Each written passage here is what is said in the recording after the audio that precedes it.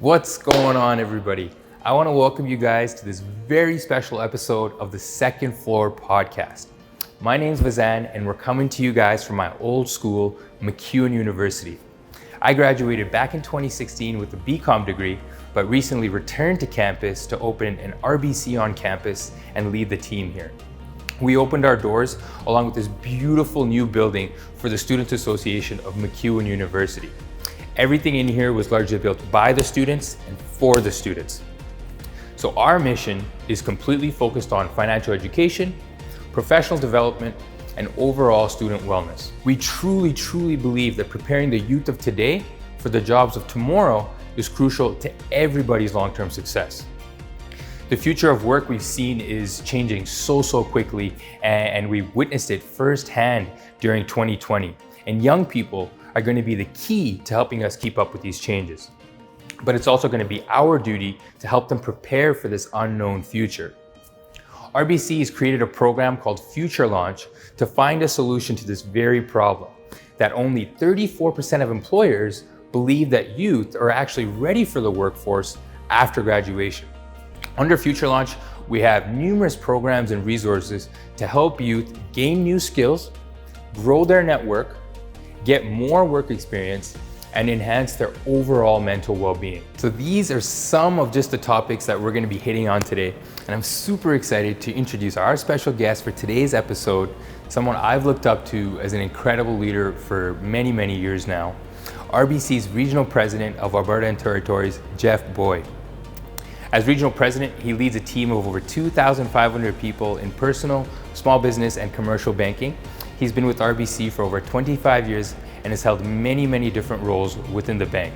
I'm super excited for you guys to meet him. Let's tune in.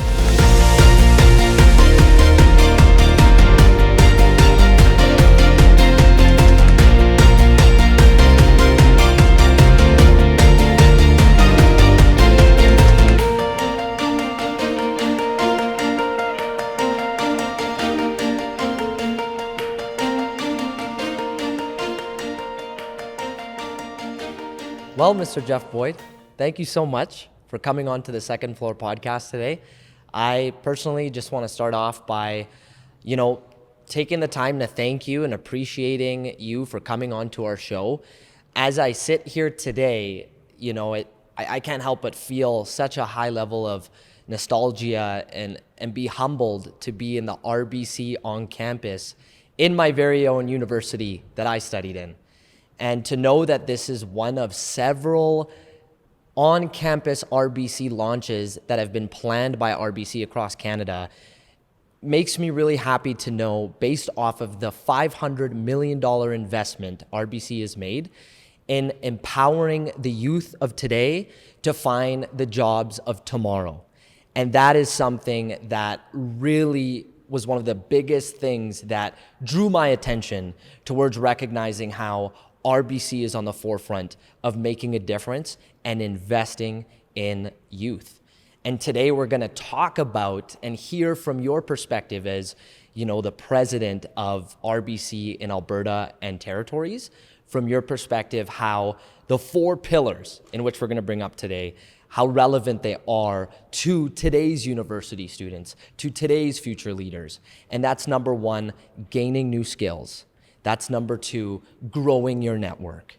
That's number 3, gaining work experience. So many university students, which I speak with today, are struggling to find that in a new world we live in. And then lastly, gaining perspective from yourself on creating and making sure all that happens while investing in your mental well-being. And we're just gonna start off chapter by chapter, with chapter 1 being gaining work experience. And I just have a few questions to share. But before we ask, welcome aboard. And I want to leave it up to you to let us know, what's the most exciting thing on your end, Jeff, about this project? And let's dive in and just all-encompassing look at some of the things you'd like to share right away. Yeah. Kenny, thanks for your curiosity, and thanks for setting this up, and congratulations on the work you've done. I think it's important, and I know you've got a great audience, and I'm just humbled actually to be able to have a conversation with you today. So thank you for that. I really appreciate it. No problem. Thank you, Jeff. Thank you, Jeff. and to see you at the RBC on campus at MacEwan does my heart good. It looks pretty good back there, I gotta say. We're really excited to be on campus and supporting the university and, more importantly, the student population. And it's a pretty new endeavor, and sort of entrepreneurial, quite honestly. The idea being, you talked about essentially what you're talking about is our Future Launch initiative, which is in support of youth and young people.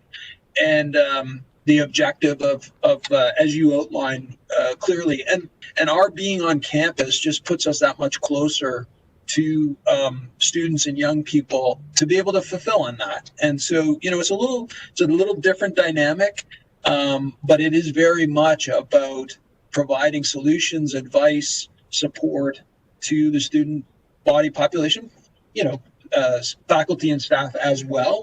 We are a bank, we're full service, and we're there.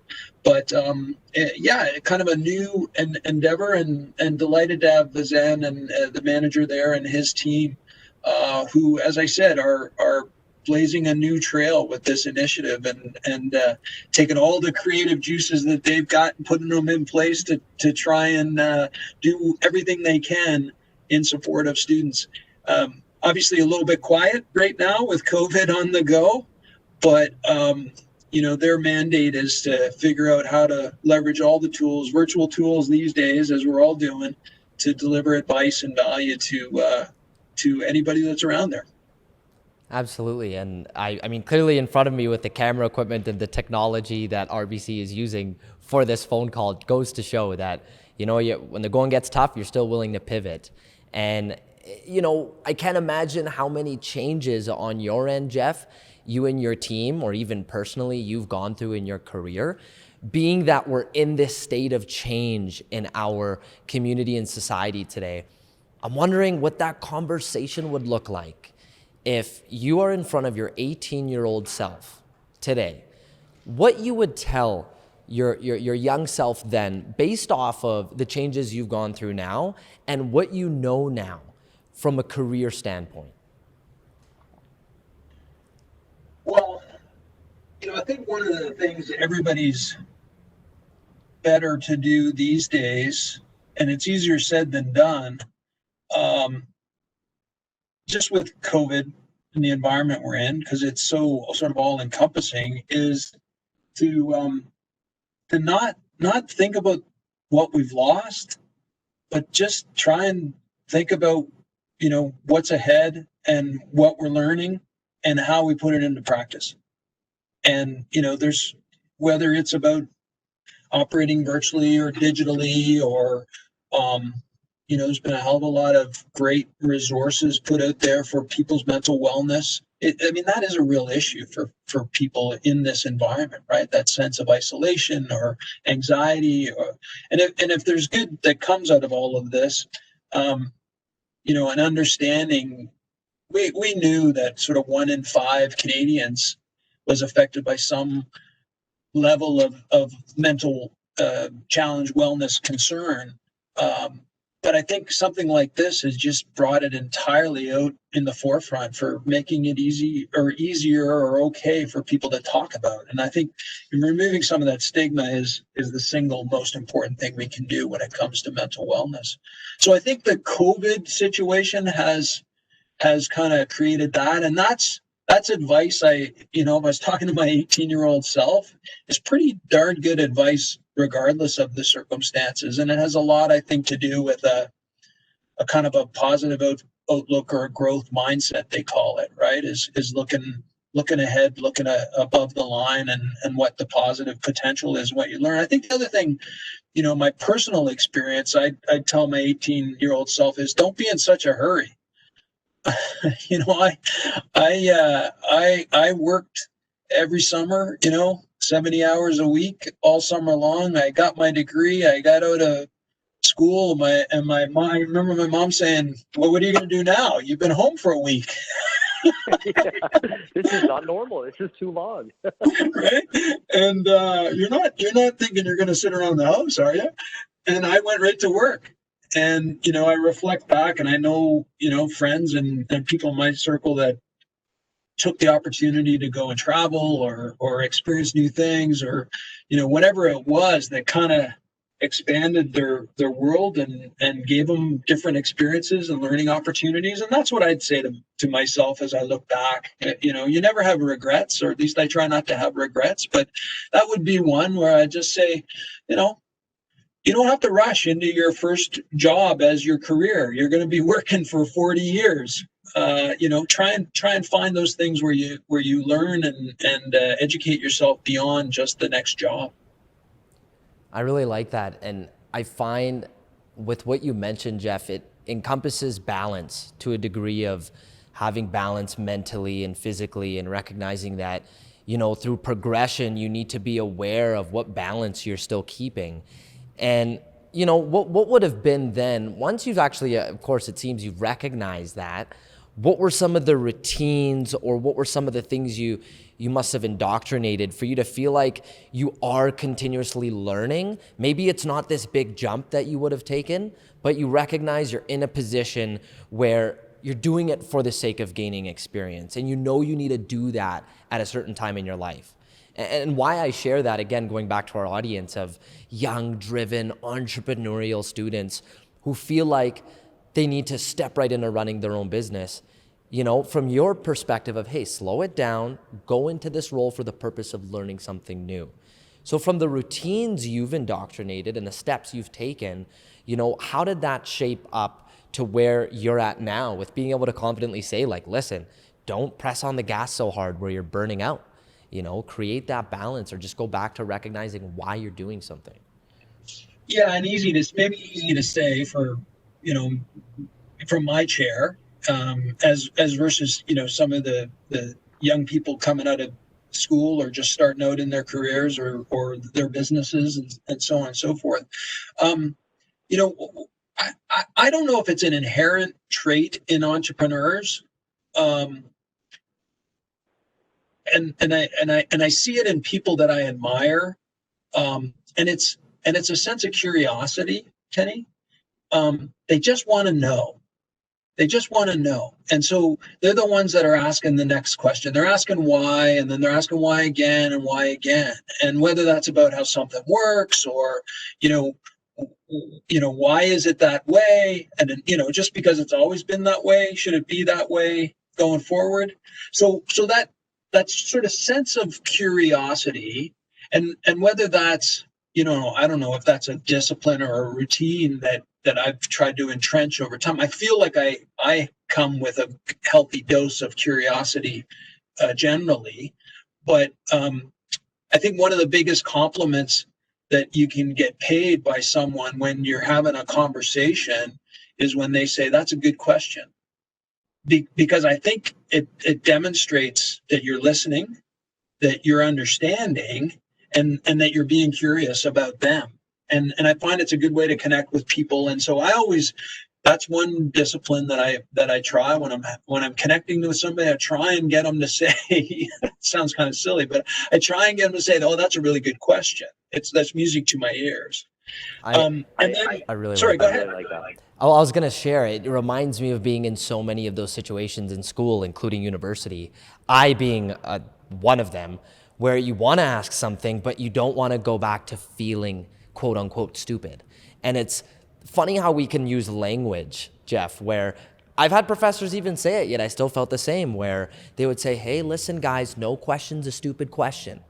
But immediately you have that word in your head, when it's almost like, from how you say it, there's something where you tap into a level of curiosity where you're going to gain even more depth of knowledge to whatever you're learning based off that element of curiosity. And it's like, if we flip that language to, hey, how about, guys, whoever asks a question, or if you do have a question, it's going to develop a bigger impact on your learning.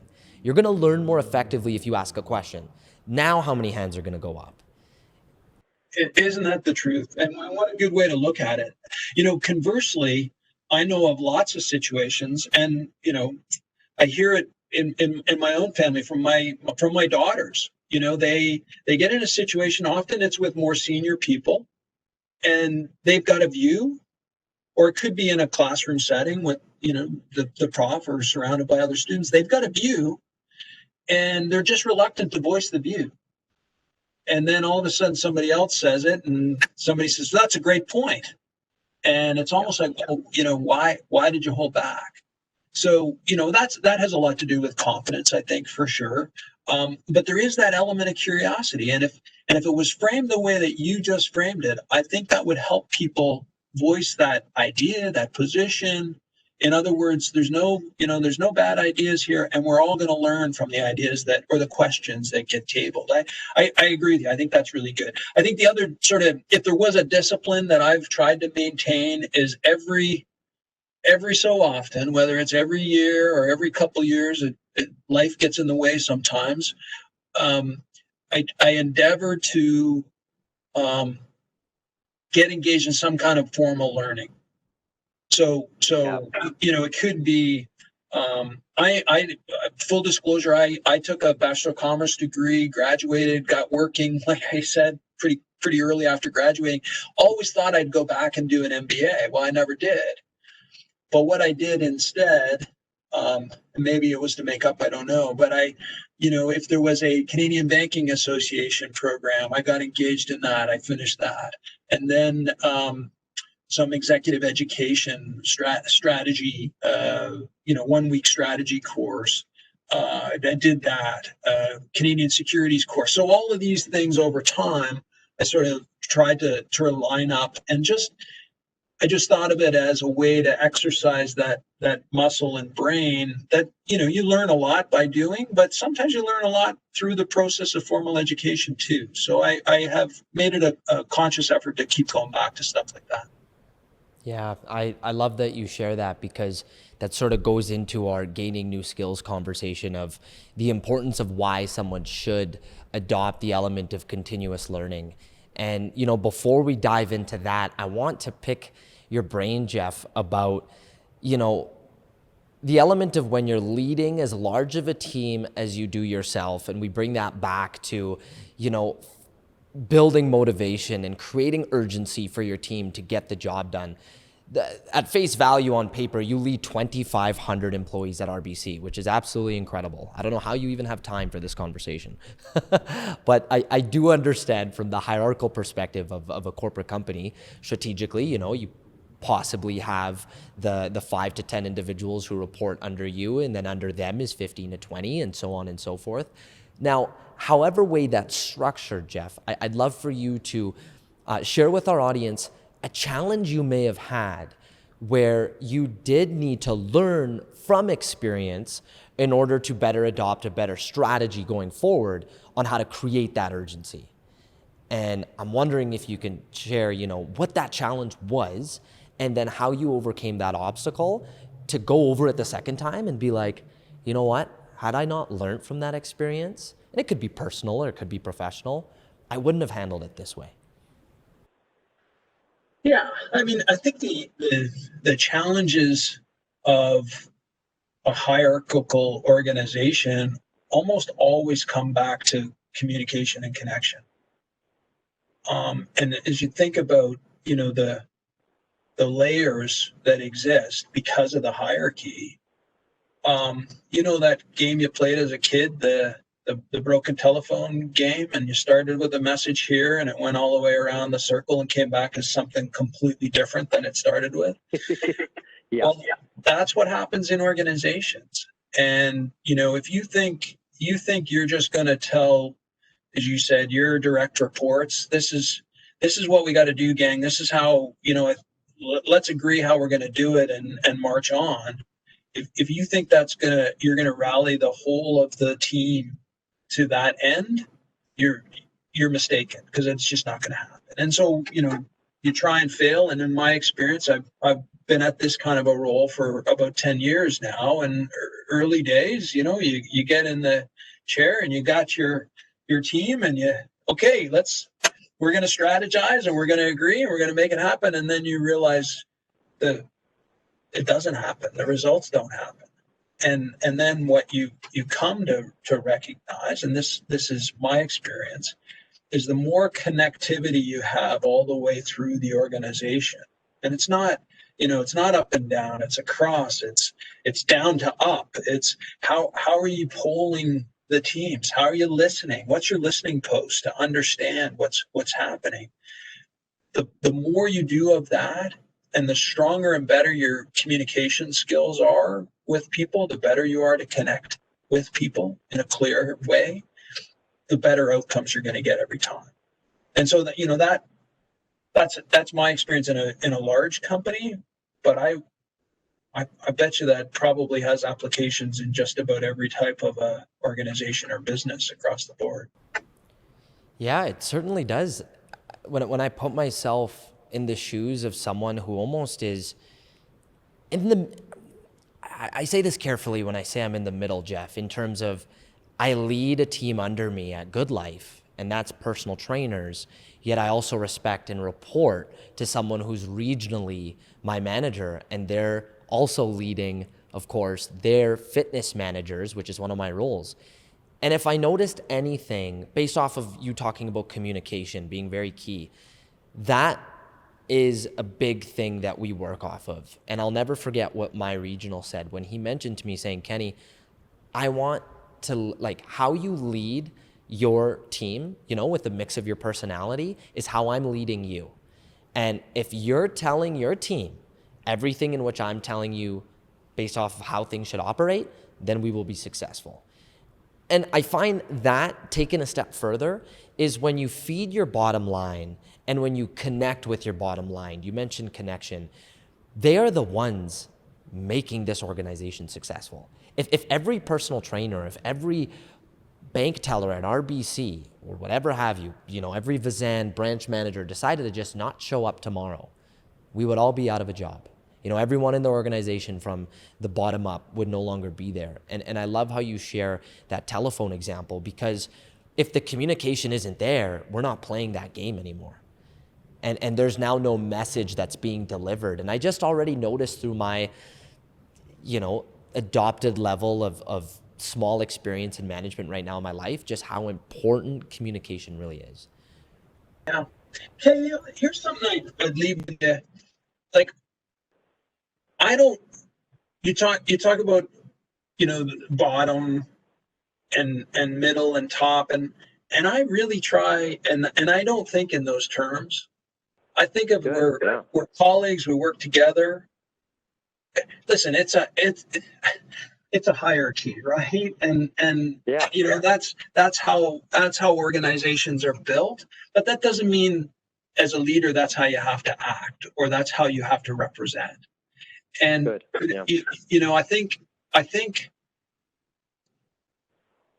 you have to be real. You have to be true to yourself. And where I would tell you where I see people have the least amount of leadership success is if they really lean into that hierarchy and say, okay, guys, you're my boss, Kenny, and I walk into the team and I say, okay, guys, Kenny wants us to do this, and we're going to get this done because Kenny said it's important. I don't think you're going to accomplish a whole heck of a lot based on a hierarchy approach that uses that sort of command and control approach. Not these days, at least. Maybe there was a day back some time ago, but in my experience, that and maybe that's a demonstration of humility or authenticity. I'm not sure, but I really, in my experience, believe that's important for people. Definitely. No, I absolutely agree. When you can treat everyone on the same line and breathe that into equality, it goes a long way, right? Is there something you could share what you've done in your experience as a leader where you didn't make everyone feel like it's what Jeff wants to do? It's more so like, hey, like it created excitement around people just wanting to do it anyway.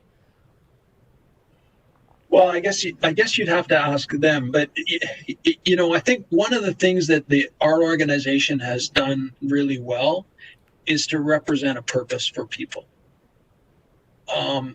And at our organization, that purpose is voiced as helping clients thrive and communities prosper. And I think there's an acknowledgement that as royal bankers, we're not solving world hunger. Don't get me wrong, right? It's not that high of an aspirational purpose. But when it comes to money and finances, it's important, and people sweat that, it's critical. Some of the most largest purchases people are ever going to make, their home, for example, they're going to borrow money in the form of a mortgage, and that comes with concern, right? And so they need that advice and support. So I have frequently said to people, we do.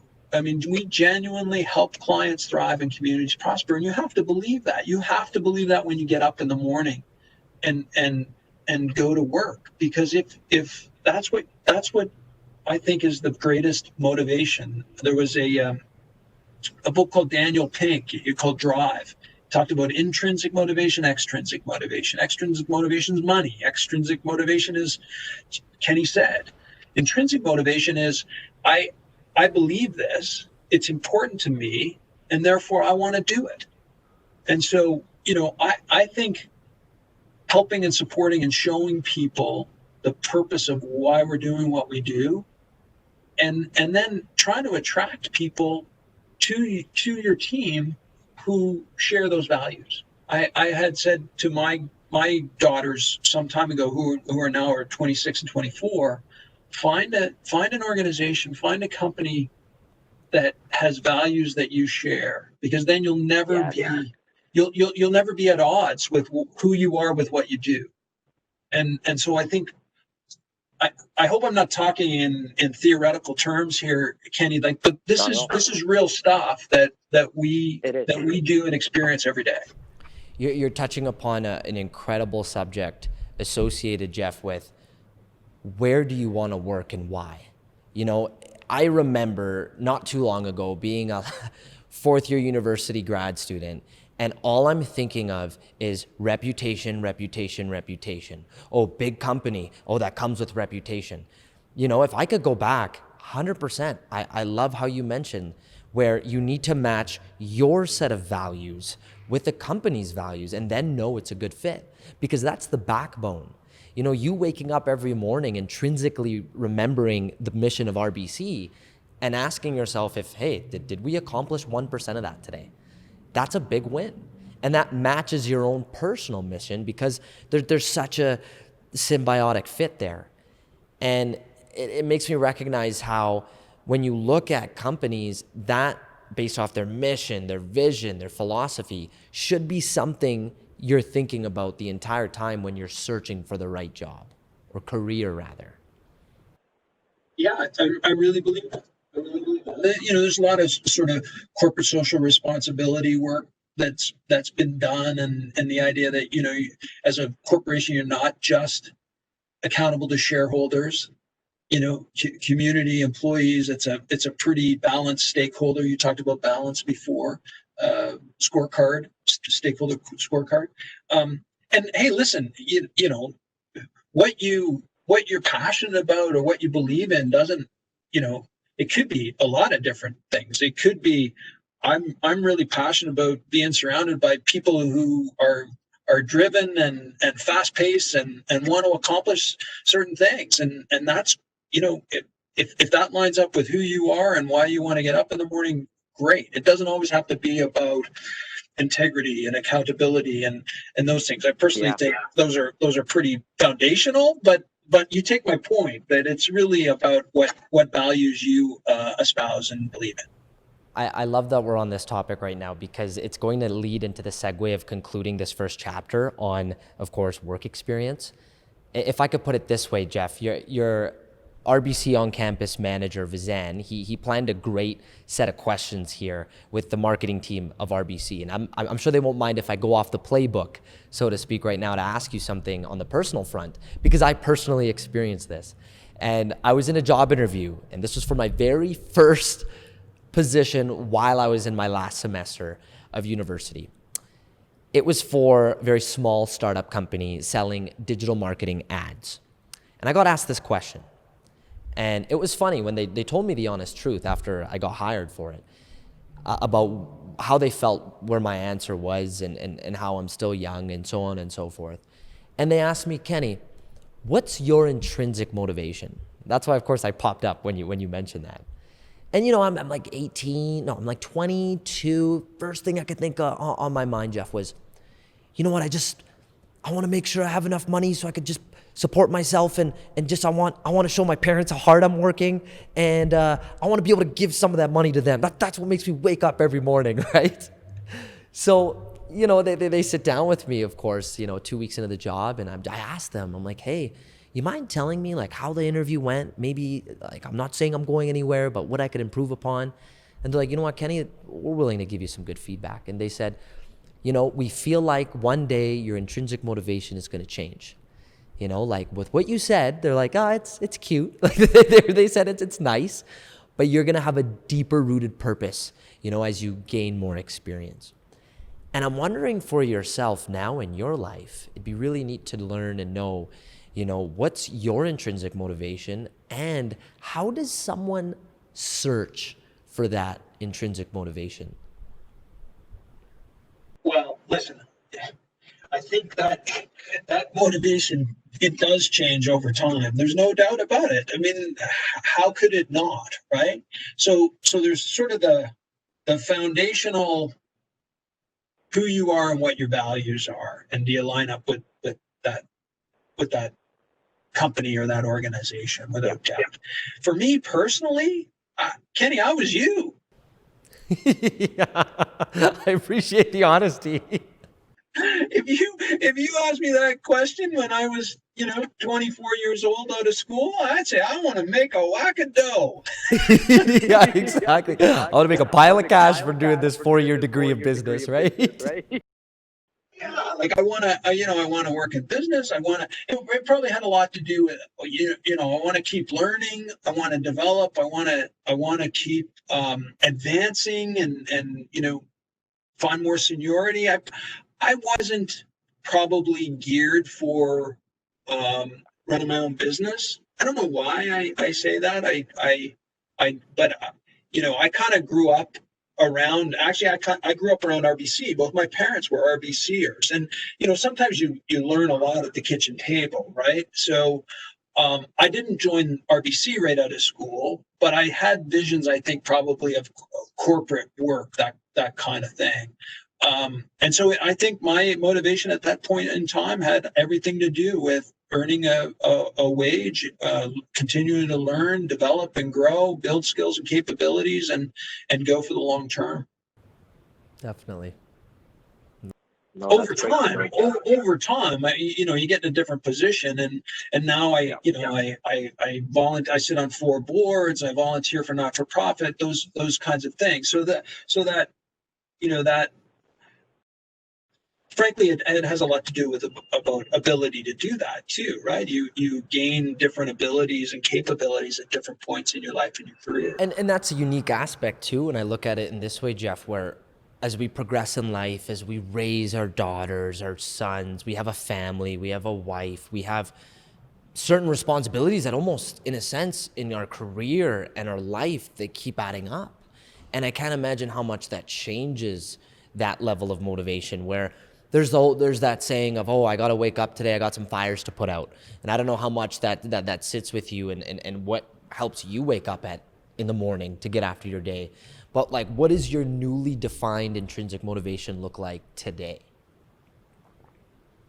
Today, my motivation has a lot to do with those 2,500 people you talked about. Absolutely.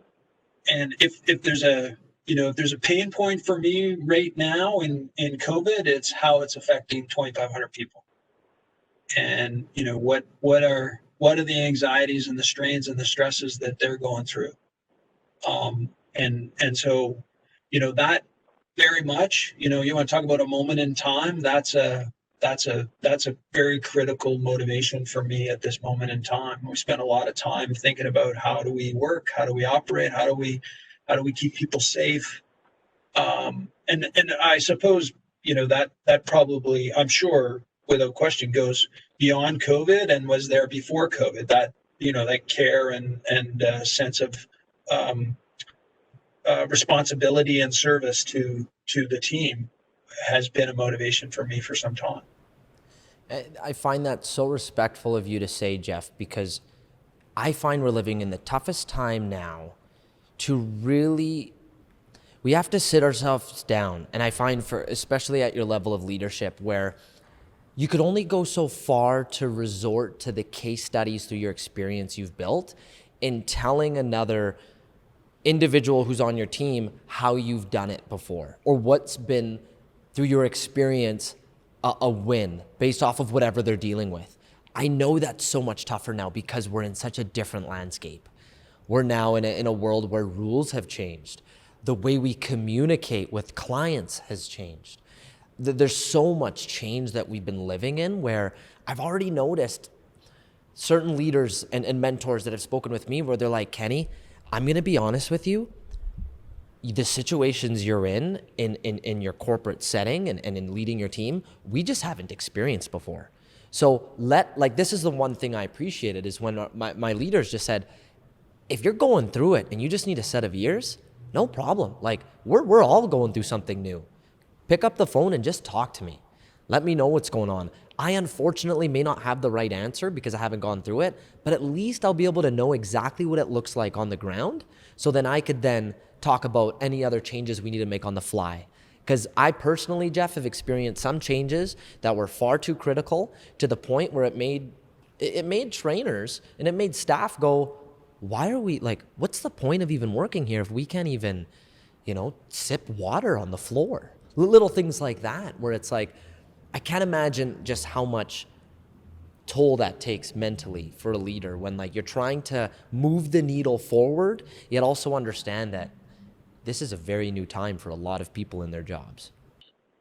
Well, Kenny, listen, I hope you and I don't have a whole lot more global pandemics to weather through in our life, right? This is really new. But back to, what are the things you learn from this environment that apply post COVID? And similarly, I'd just say, I think there are lots of things that have happened over time that inform a really good path through what we're experiencing today. Energy challenges, financial challenges of in Alberta from 2000, sort of 16, 17. A lot of the stuff that was going on was outside of people's control. So if there's a learning from that experience you apply here, you say, well, there's an awful lot that's out of your control right now. And how much time and energy and angst are you putting into the things that are outside your control versus concentrating on the things that are in your control? And you feel empowered with that. It gives you a better sense of calm in a pretty stormy environment. Then maybe that's a way forward. And then from a leadership standpoint, I think the fact is, you don't have all the answers, and you're going to make mistakes, and being transparent about that with people and say, listen, we're trying to do the best that we can here with the most information that we've got right now, and know that, it may not be perfect at this moment, but with your feedback and your participation, we're going to adjust and do everything we can to make sure we get to the right conclusion, whether that's about, PPE, personal safety, operating protocols, all of the things in a business that are the nuts and bolts of how the business works. Yeah, I really appreciate you sharing that, because it reminds me of how much the KPI changes, and how, your key performance indicator is no longer, potentially, depending on the demand of how high it is compared to what you're able to give, is if you were having, let's just use an example of 100 people coming in the door every day, and now that's cut in half just based off of what's going on. Well, how realistic should the new goal be based off of, the percentage of what you should be doing compared to last year? And it goes back to your point where it's like, okay, well, guess what? There's still 50 people coming into the door. Let's have extreme ownership on what we can control. You could keep thinking, it kind of goes back to that language we talked about early on, Jeff, where it's like, you could think all day about 50 less people coming in, but there's still 50 people. You know, when you ask Vizan, hey, was there any foot traffic today? Well, hey, if one person came in, that's still one person's life that we're going to make a difference in based off of their financial goals and what we could do for them. Yeah, that's right. And, listen, I said very early on to our team in COVID, because we are a KPI driven organization, we're a high performing group of people. You want to, Royal Bankers, you want something done, you tell them what it is, and it happens. They will do everything they can to make it happen. They're really committed, in my experience. But early on, I said to the team, our only measure of success right now is how many clients do we help and how do we help each other. And yes, you're absolutely right. It's a perfect example. 100 people coming into our branches became 50 people in a heartbeat. But we've got ways to connect with other people. And so the measure of success really became those check-ins with people to say, how you doing personally and how you doing financially? Yeah, I love that. It reminds me of when we were on a call with the CEO of Good Life. The first thing he said, this was during, of course, the climate we're in. He said, listen, guys, before we get into clients, I want to know, what are you out of 10 today? I just remember it kind of threw me off. I'm like, what does he mean? And it's like, oh, wait, snap out of it, Kenny. He means, how you doing? Like, out of 10. And it's just, I love that you share that because it's adding to the human factor of, end of the day, guys, there's a job to do, but you're a human and I'm a human. We recognize there's been some changes, and let's talk about how we're feeling. It goes back to that mental aspect as well, right? And it leads me into the next chapter of our conversation, Jeff, where we want to find out how RBC has taken liberty in growing your network and how RBC is doing that, but also from your own perspective, Jeff, in growing your own network, the importance of seeking mentorship, seeking connection with other people in this climate where, sure enough, it has to be done virtually in Western Canada as it stands. What would be some tips you have on someone searching for a job or simply just searching for connection with another business professional? How should they do it and where should they be? Well, I'd say that your personal network inside of your work life and outside of your work life is the most powerful tool that you'll ever have. The ability to get things done through others hugely increases your effectiveness. It's typically, we have a circle of friends, and the older you get, either the smaller that becomes or the more cemented it becomes.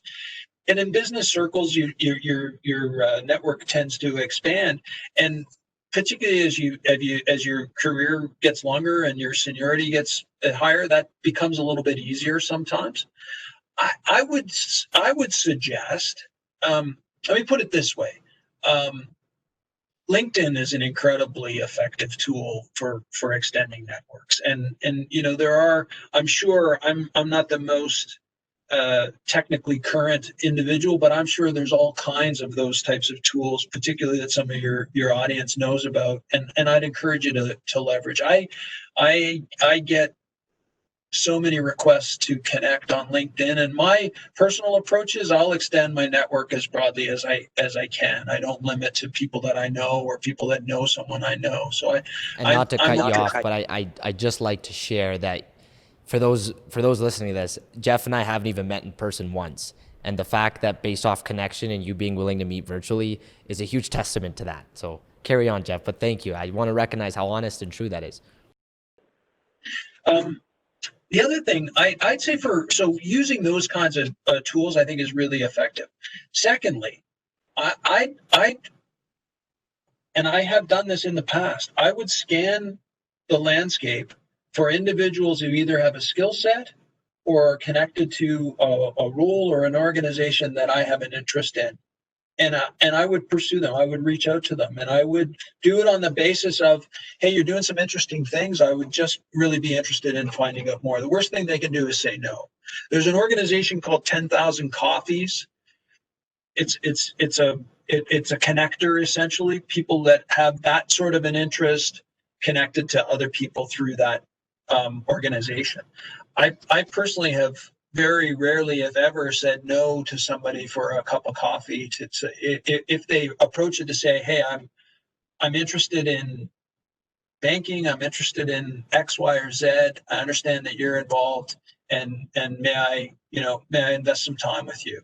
And I think most people will be open to that. So, but doing it in a sort of a strategic, targeted way, right? Yes. And so that Yeah. idea of people with a skill set or accomplishments that you have an interest in, or organizations that they're working with that you want to get involved in or emulate.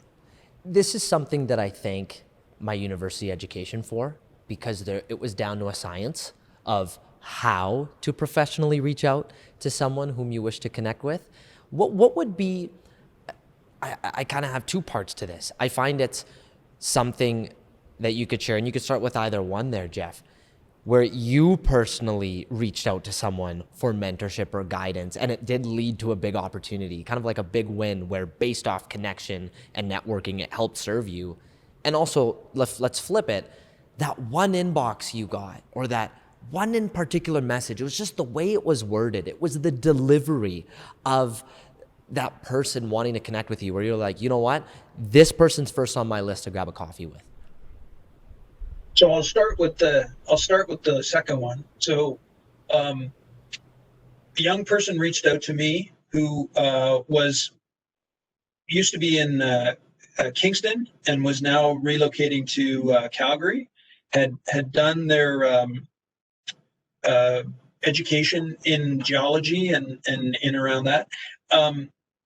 Reached out to me and said, I've written a paper on energy and some of the changes that are going on in energy, and I was wondering if you would be interested and have some time to discuss, review, and give me some feedback. I thought that was brilliant. Clearly, they were, they were interested and engaged in the energy sector. They were most interested in probably an analyst capital markets kind of role, which I don't have responsibility for our capital markets business. I look after our retail commercial businesses. And I was only too happy, because I also thought I was going to learn something based on the paper that the young person had written. And so had it, and through that conversation understood what their capabilities were, what their interests were, and made a connection for them into our capital markets group. So mission accomplished for them, and good outcome for me too. It's very outside the box. I really like that. It's not, hey, Jeff, I want to connect with you because I'm looking for a job. And I find that's a very important statement that we need to make here, because I find what a lot of people do. They're like, I'm just going to cut to it. I'm going to go straight to the point, and I'm just going to tell them I want a job. It just becomes ingenuous. It's like someone saying, hey, I'm going on this date so I can see if I want to marry you. Well, I hope, I don't think they wanted to marry me, but I agree. I thought, that may very well have been the intent, but I thought it was a very astute approach and a way to proceed. In my personal experience, it went something like this. I joined the bank. I've been in the bank for a few years. I was in the commercial side of the bank, and I looked around and I said, well, that retail side of the bank, Bazan and his team and the branch behind you, huge part of the organization, and I don't know anything about it. But if I'm going to be around this organization for a while, it's something I should learn about and that I want to know more about. So through somebody I know, I connected with one of the leaders in the retail side of the bank and just said exactly that. I put up my hand and I said, hey, I'm really interested. I think I might want to pursue that as an opportunity, but I really would like to learn more. And they were only too happy to have a cup of coffee, tell me about their background, their experience, and then connect me so that in our company, we call them job shadows. You can go and invest some time, a couple hours or a couple days, whatever it is that you want or need, and understand a lot more about that part of the organization. You imagine we're a pretty big company with a lot of different arms. So frequently, I mean, I think there's probably things in the bank I don't even know what they do to this day. So, creating that kind of an environment and that it's okay. That's what you want to job shadow and see how things work. And then once I did that, I said, it looks pretty interesting. And again, raised my voice and said, hey, I've invested time. I've educated myself a little bit. So I've demonstrated some sort of skin in the game on that. And then went and said to my manager, my leader, if ever the opportunity comes up, I would be interested in talking about that and pursuing it. And it wasn't long after that the opportunity came up, and I made that switch in my career. I love how you took the time to see what something is like that felt slightly unforeign to you, and you got a taste of, okay, well, let's see for ourselves what it looks like before we decide to heavily invest our time and dollars into this. Well, I think that's responsible for me, because God forbid, I got a job that I really didn't want to do or didn't like or didn't know enough about to know whether I wanted it or liked it. And I think it's responsible for the organization to know that they're getting somebody who understands what it is they're getting into. Absolutely. There's an element of mentorship and coaching involved with networking and seeking guidance, humbly seeking guidance, recognizing that even after a degree, it might just feel like it's your ticket to become successful. And we talked a lot about earlier on, hey, let's just find something worthwhile of experience. Let's gain that. Let's see how we could become more professional in a setting in which we still need to be built up. Now, whether it's in that corporate setting or not, I just want to talk about the benefits of mentorship from your perspective, Jeff. And, I'm in a stage in my life where, I'll be very honest, I've never directly asked for mentorship. I have individuals who I can already think of at the top of my head that I consider mentors. They've been people in my life, Jeff, who naturally have grown from initially being a friendship to then feeling like a brotherhood to then someone who I aspire as a mentor. I just would love a debatable topic around, what do the formalities look like on your end of mentorship, and what someone should say or do to create and foster that relationship of having a mentor. And I always look at it like it's so easy to determine the criteria of, okay, I have a family, I need to do this and this and this to know I'm there for them. Okay, I have a spouse, I have someone who I'm in a relationship with. Okay, here's my criteria of what a good relationship looks like. Okay, well, now from a mentorship perspective, what does the criteria look like? And I just want to be very open around that discussion of how you've benefited from a mentor, or from you being someone's mentor. What did that look like as far as moving the needle forward in that person's life, or even your life if you've had a mentor yourself? Okay, so just here's how I think about it, though, Kenny. There's mentorship and there's sponsorship.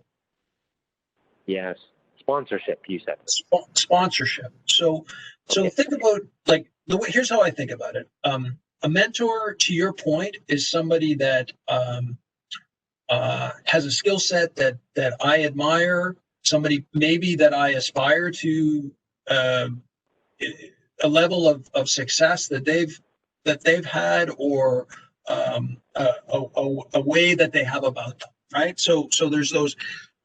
Sponsorship is somebody. So in your experience at Good Life, who's the sponsor who, when the time came, is going to say, oh, that opportunity, Kenny's your guy. Kenny is his skill set, his capabilities, he is ready for that, and he's the one that you should select for that. That may not be a mentor, but it's somebody who should be there to stand up and say is supportive of you in that opportunity. Yeah. You know what I mean? I do see what you mean. It's almost like a glorified hype man. It's just somebody who they they would vouch for you. They know you have all of the qualities in which are needed to get to that next level, right? It's a cliche saying we like to say on the podcast, but it's really just having that team or that someone who's seen you go through it. Yeah. And I think that's the point. I think they have experienced it and they can speak strongly with conviction that you can do that. Now, they may be a mentor, but they may not be a mentor. Now, the mentor is, as I said, somebody you aspire to, somebody who's got skills and capabilities and things that you aspire to. There's formal mentorship, and large organizations often have formal mentorship, and there's informal mentorship. And I may get in trouble for this if anybody from the bank listens, Kenny, but I have rarely seen formal mentorship as effective as informal mentorship. My, getting arbitrarily connected to an individual doesn't create the kind of connection and relationship that I think provides the most value in mentorship. I find informal mentorships do, and they develop organically and they happen over time. And here's the test of a quality mentorship relationship that I'd suggest, and the one that I've sought is your mentor somebody who's prepared to and will tell you something about you or what you've done that nobody else will? Will they have that degree of honesty in their feedback that nobody else would be comfortable or capable of providing you? It's not always something positive and buzzy and what you want to hear. When it's most effective, it's absolutely the opposite. It is. Because they're the people that are gonna help you understand your gaps as much as your strengths. And you and I could have a debate or a discussion about, in life, whether you should really lean into your strengths or you should spend your time trying to close your gaps. I think it has a lot to do with your personal makeup and, where you get your energy. And,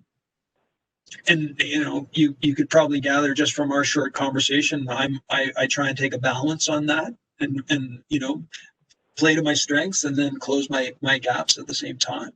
But I think, if you can cultivate a mentorship relationship with someone that you could sit them down and say, hey, I'm having some success, but I think I can do more. What do you think I'm missing? What is it that I'm not doing or that I'm doing today that I should be thinking about doing differently? And give you that direct feedback. That's probably the most valuable resource that you could tap into in your personal network. Yeah, I find it's just being vulnerable enough to ask. And I love that you said that because it starts with the ask.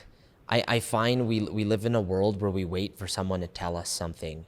By we, I mean, not to put us in a box or anything, but for millennials, we're always kind of waiting for it to come to us. And then we wait and then we wait and then we wait. And then when it doesn't happen, the self-talk that develops in our head is, oh, well, maybe it wasn't meant to be, or forget about it, But it's like, okay, well, what did we do, or who did we ask for feedback to actually, to your point, close those gaps? I love that you said that because I've lived my life very much so on trying to push my strengths. And then it was only until I had to only work on my weakness from an athletic perspective, because to put it personally, Jeff, I remember my journey in wanting to become a mixed martial artist was halted at a point where I shattered my jaw on both sides of my face at 18 years old. And that level of adversity put me in a situation where I knew at that time while being in university, I couldn't actually physically fight for at least 2 years. I had to wait for it to fully heal. And I find why I want to share this is because the gap that needed to be filled, talking with my brother, he's like kind of a huge level of a mentor in my life and people in my family, my coaches at the time, they said, well, Kenny, given the circumstances, what can you do? Martial arts related. And I said, okay, well, the only thing I could really do is jujitsu. But you guys know how I feel about jujitsu. At that time, it was the one thing I wasn't excited to go to. And they're like, okay, well, Kenny, I mean, it's your weakness. It's something that you don't spend a lot of time on. Go ahead, give it a try, do it often enough until you can go back. And why I share this, Jeff, is because I fell in love with, at that time, what was my weakness. I now, to this day, I decided to completely just change my perspective around I can compete in jiu-jitsu and not physically hurt myself as much as I would in MMA and still sit here with you and connect with you, create the podcast, fulfill the entrepreneurial drive in myself with everything I'm doing fitness related. But I mention that because I love that you say when you fill in the gaps, you're giving yourself an opportunity to turn a weakness into a strength. And, Ken, you make a really important point, which is to say, when you're focused on your weakness, you're looking for constructive input. So if you're operating on the basis that feedback is exclusively a pat on the back, you're probably not ever going to get too much better, because you're going to keep doing the things that you've been doing. And what's that saying? Practice doesn't make perfect. Perfect practice makes perfect. Right? Yeah. That's a mouthful. But my point is, you chose something that you really weren't that good at. I'm presuming that either through trial and error or through a coach, somebody said, well, here's what you could be doing better. And that was what allowed you to get better and perform. If we're operating on the basis that, the only good feedback is positive feedback, I think we're missing out on development opportunity. Yes, 100%. As we come to towards the end here in our final 10 minutes, Jeff, I wanted to ask you on that conversation around leadership and mentors, on your personal side, who were some coaches or leaders that you've either personally aspired to be like, or you've personally actually had a relationship and connection with? Who were they? And then what did they teach you as far as principles to this day you're carrying through and leading your team of 2,500 RBC employees? Well, personally, those mentors, I'd say were coaches, athletic coaches, probably, if I think about my background and experience. And, they were the ones who helped me build up some skills and capabilities that helped me perform better in sport. And listen, I was not a professional athlete by any stretch, but I just, I think you learn a lot from sport. I think you learn about dedication, determination, teamwork, and maybe most importantly, and the one that I think I learned through sport most critically, is resiliency. It's this idea that stuff's going to go wrong. You're going to miss that catch or that block or that tackle or, that goal or whatever it is. And that's okay, because the next shift comes along and you got to keep going and you got to stay out there. And so I think those, and that may sound a little bit cliched. I'm sorry for that. But I think that those coaches in sport, I really took a lot away from and helped me. In my professional career, I can think of, one individual specifically who I mentioned about that idea that I put in my hand and I said I'd be interested in learning a new part of the bank. Well, they were the person who actually tapped me on the shoulder at that point in time and said, yeah, okay, I know you want to try this. I'm going to give you that opportunity. And then they stayed connected to me over time and helped build my confidence and my capabilities. I can remember one time, you talk about mentorship and feedback and constructive feedback. I can remember to this day, I'd just gotten a new job. It was actually my first executive role in the bank. And I got this new job and I was on a conference call. And this mentor was on the call as well. And was a number of people. It was very early days in my new job. And the conversation was going around and I jumped into the conversation and I started, what I'm hearing and what I think we should do, and this is what, and my mentor in those days we were on a telephone call, but we had our email. She fired off an email to me, and the title of it was "Stop Talking Now." Oh no. The anxiety I would feel. It was perfect. It was exactly what I needed, because I was actually, I was rambling. I was getting ahead of myself. I was not contributing constructively to the conversation as I should, and I was taking on a role that wasn't mine to take at that point in time. And as I said to you, this was somebody who cared enough and felt connected enough to send me that insight and say, you're doing yourself damage, just stop. And it was great. It was great feedback. Yeah. Wow. It's so interesting how you put that and took it, because I experienced something very similar in my first management position, where you just want to take everything on. And I just remember I didn't get an email. I got a look because we were physically in a meeting. And the senior to me is like going like this. He's like shaking his head. He's like, what are you doing? Don't commit to that.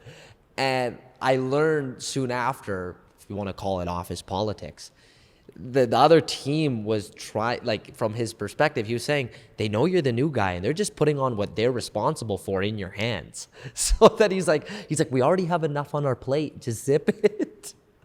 So it's kind of funny how that works, but it sounds to me like your mentor was looking out for you.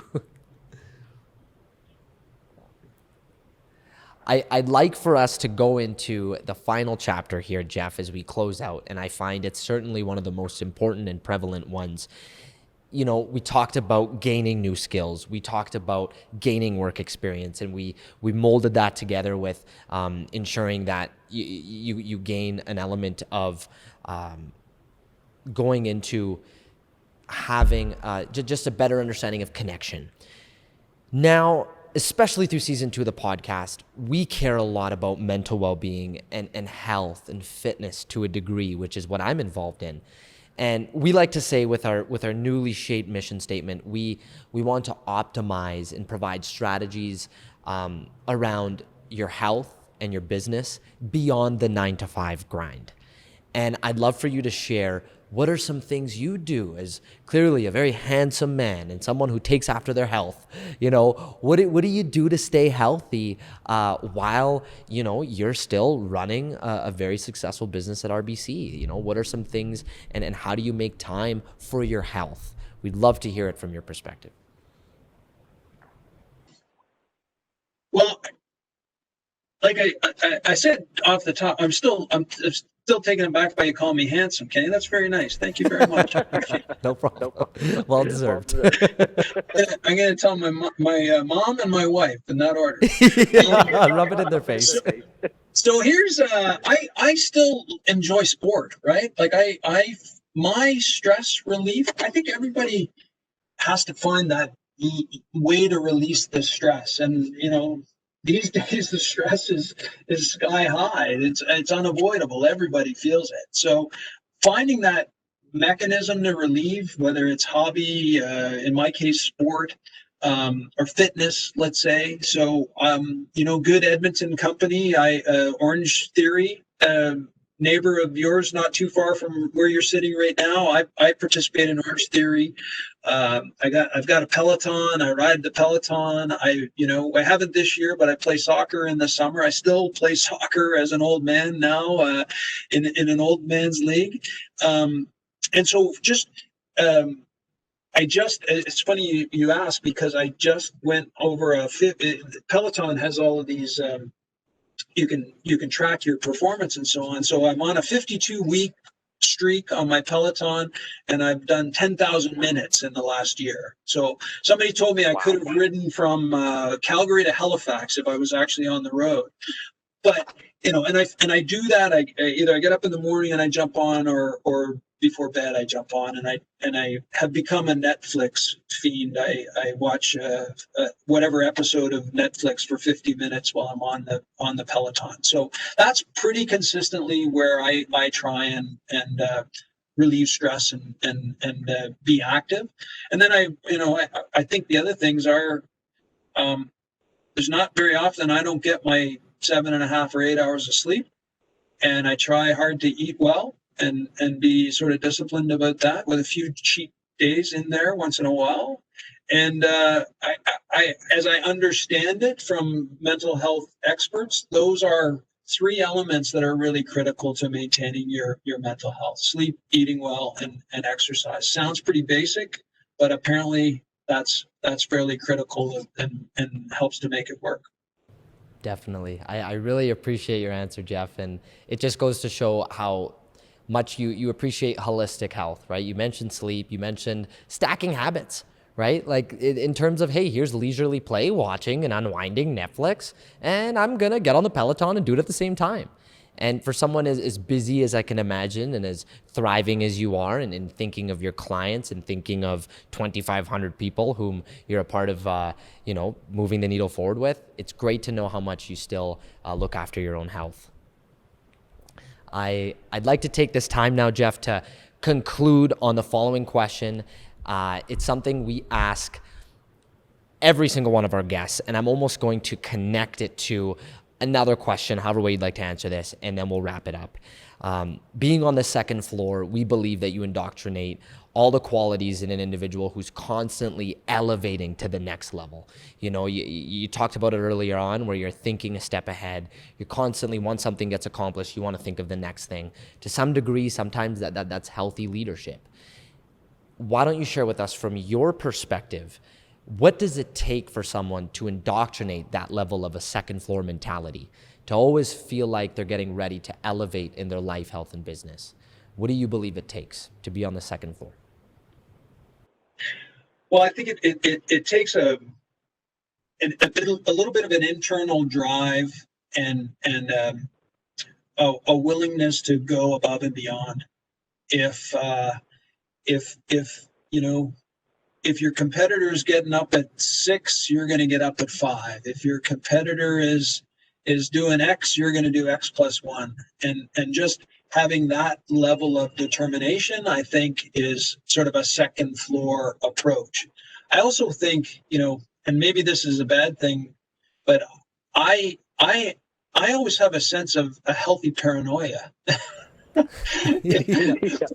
When things are going great, I'm thinking, yes, things are going great. Now, what could possibly go wrong here? Risk management, right? Maybe it's the banker in me, and so then how do you mitigate? How do you have contingencies? How are you thinking about that? And then the last one is how do you continually do better and improve? And if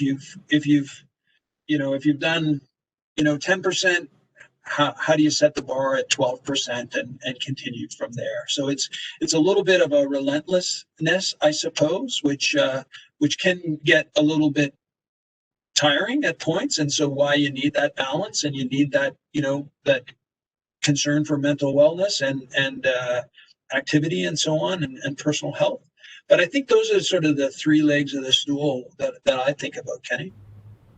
That's fantastic. I really want to just take the time here, Jeff, to admire your honesty and your appreciation of really showcasing that you really do care about the youth of today for the jobs of tomorrow, as we talked about. I see right through that with you being able to take, time out of your day to speak with me and answer my questions that, I'm sure myself and a lot of our audience members are curious about. And it just shows, like, even based off this conversation, like, I'm even more humbled to now, wake up intrinsically motivated tomorrow to remember that I have a team to help feed, and I have a team that I'm doing this together with. Not to look at myself like I'm any lower or higher than them, not for myself to keep looking at this corporate ladder I'm climbing. None of that was in your language. It's all about recognizing that we're servicing a vision and a mission that is so similar to one of our own. So I really appreciate your time, Jeff. I feel like this was an amazing episode. I know a lot of students at MacEwan University here, at campuses across all of Canada where RBC on campuses take place, are going to seek tremendous value from yourself and this episode. Kenny, it's been a pleasure talking to you, and continued success with Second Floor. Good on you. Definitely. You got it, Jeff. Hopefully, you know what, in the future, if we could do more of these with RBC, count us on board. We'll be there. Okay. Take care, Kenny. Sounds good. All the best, Jeff. Thank you so much for your time.